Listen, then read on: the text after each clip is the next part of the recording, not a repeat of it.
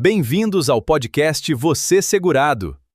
Aqui você encontra informação que protege e conteúdo que transforma. Doutor José Mauro, eu gostaria que o senhor explicasse sobre a reforma tributária, né? O que é a reforma tributária, como que é hoje no nosso país, como que vai ser quando entrar em vigor, né, as mudanças que tiveram, e o que isso vai impactar, se o senhor enxerga, né, na verdade, se isso tem algum impacto diante do direito da parte previdenciária, da Seguridade Social. E uma pergunta que eu gostaria de fazer para o senhor, é porque, assim, né, sempre o governo gosta de dar depois umas desculpas, e a minha preocupação hoje, como leiga, que não entendo direito o que é essa reforma tributária, quais são os impactos dela, como leiga, se daqui a algum tempo, como esse PIS e essa COFINS, eles vão se unir, vão virar somente um tributo, se daqui a pouco o governo vai falar, outro roubo na Previdência Social, outro roubo na Seguridade Social, porque nós não desenhamos direito a reforma tributária, e isso impactou, e aí agora a gente está com déficit na Seguridade Social, um rombo, como de vez em quando isso acontece, né? Então, a minha primeira pergunta seria essa, que o senhor explicasse um pouco o que seria essa reforma tributária, e se o senhor enxerga que, de fato, isso tem algum impacto para a Seguridade Social. Tá. Bom, primeiro, para pegar o gancho, quando vocês me fizeram o convite, também fiquei bem apreensivo, falei, poxa, mas não entendo nada de previdenciário, o que eu vou, né, que eu vou contribuir, né? E a Lisandra falou, a gente queria ouvir e fazer uma correlação de reforma tributária com o direito previdenciário, né? E às vezes tem isso, né? Que você explicou, assim, perfeito a forma de custeio, né?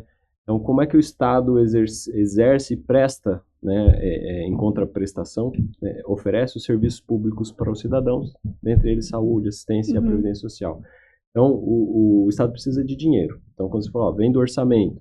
Então, do orçamento vem sem receitas carimbadas, né? Então, a arrecadação de impostos, né, não tem uma destinação específica, diferente das contribuições. E daí a Constituição vai lá, faz uma delimitação e cria ali as bases tributáveis, que você falou bem, folha de pagamento, receita, faturamento, lucro, né?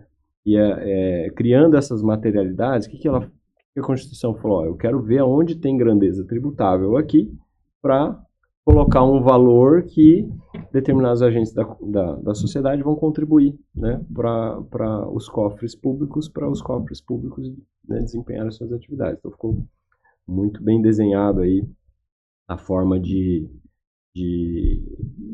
trazer dinheiro, entre aspas, para custear a Seguridade Social, né? Quando a gente fala de reforma tributária, acho que a gente precisa também desmistificar algumas coisas, ou como é tão complexo, às vezes colocar alguns esclarecimentos, né? Porque a gente fica com essa impressão, como você falou, será que vai gerar um desencaixe? Né? A reforma tributária, quando veio com a proposta de não aumentar a arrecadação, né? Então, até porque hoje a gente já tem uma das maiores cargas tributárias do mundo. Do mundo, exatamente. Né? Então, assim, não poderia ser uma reforma tributária para piorar. Para piorar, né? Mas também a gente sabe que o cobertor é curto e não teria uma reforma tributária que diminuiria a carga tributária. Então, a ideia é que ela se mantenha neutra. Só que essa neutralidade, ela vai ser aparente, ela vai ser global, quer dizer, no geral, as alíquotas vão ser mensuradas para não gerar aumento. Só que podem haver alguns setores que vão ter aumentos, alguns setores que vão ter diminuição, porque quando a reforma tributária caminhou no Congresso, cada um foi puxando a sardinha para o seu segmento e acabou trazendo benefícios para alguns setores, para outros, né? Então, a reforma tributária sobre o consumo, né? Então, quando a gente fala de reforma tributária hoje, a gente tem que falar assim, reforma tributária sobre o quê? Reforma tributária do consumo veiculada pela Emenda Constitucional 132. Por que eu estou fazendo essa ressalva? Porque no final do ano passado a gente viu movimentos para a reforma tributária, né? Não com esse tom, mas alterou a tributação da renda, né?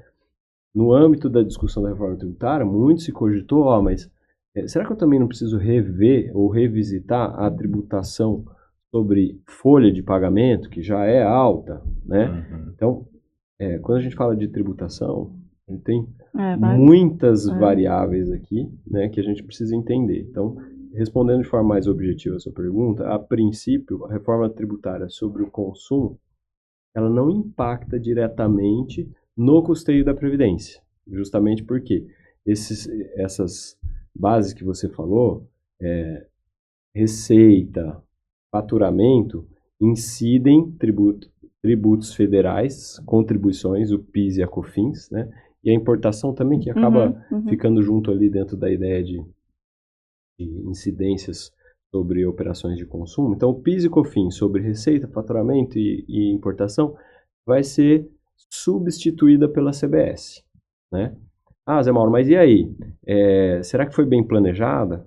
Ela foi pensada? Então, hoje quando a gente olha para o tributário e fala de reforma tributária sobre o consumo e reforma tributária da renda, elas não foram pensadas juntos, né? Então, o poder político, a força política vai lá e consegue implementar a reforma tributária sobre o consumo.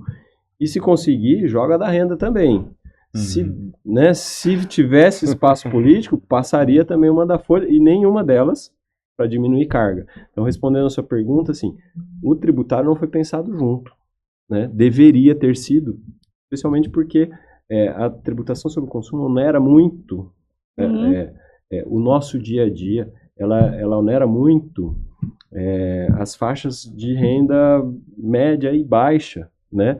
Em contrapartida, a renda poderia atingir outras faixas da população e que se isso fosse pensado de forma mais equalizadora, a gente poderia ter uma reforma tributária mais distributiva, mais justa, mais equalizada. Então não teve. A Previdência, hoje a gente sabe, né, vocês previdenciaristas têm mais conhecimento desse cálculo atuarial, de como isso já tem um descompasso. Então, assim, a reforma tributária não atinge diretamente custeio, que ela quase vai mimetizar. Vai ter uma possibilidade, dentro da reforma tributária, de ampliar bases de incidência que hoje não são atingidas pelo PIS e COFINS. Existe uma tendência de aumentar a alíquota, mas com uma possibilidade de geração de créditos tributários para empresas.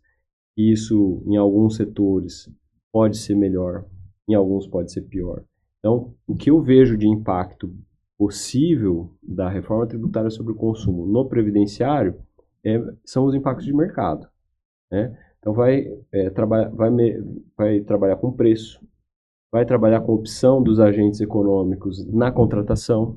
Então, pode ser que um agente econômico prefira contratar uma PJ ao contratar uma pessoa física. Então, depois a gente pode falar um pouquinho mais sobre isso. Então, acho que daqui a alguns anos, né, hoje a gente já fala, né, entre os tributaristas da reforma, né, que a reforma veio, mas já está precisando ser revisitada.